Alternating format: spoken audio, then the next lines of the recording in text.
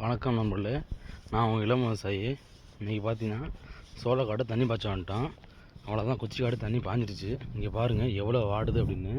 தாளெல்லாம் பாருங்கள் எவ்வளோ சுருங்கியிருக்கு அப்படின்னு. கரெக்டான டயத்துக்கு மட்டும் நம்ம தண்ணி பாய்ச்சலை அப்படின்னாக்க சோளக்காடெல்லாம் அப்படி தான் போயிடும். பூட்டு சமயத்தில் தண்ணி விடாதனால ரொம்ப வாடிடுச்சு. இது என்ன காரணம் அப்படின்னா, குச்சிக்காடு 6 நாளாக பாய்ஞ்சி. நம்ம மோட்ரு பார்த்தீங்கன்னாக்கா 3 மோட்ரு சேர்ந்து ஒரு நாளைக்கு எவ்வளோ காடு பாயும் அப்படின்னா 1 ஏக்கர் பாயும். ஆனால் புல்லுனால அது ஒழுங்காக பாயாதனால காடு ரொம்ப வாடிச்சு பாருங்கள். கஷ்டமாக இருக்குது.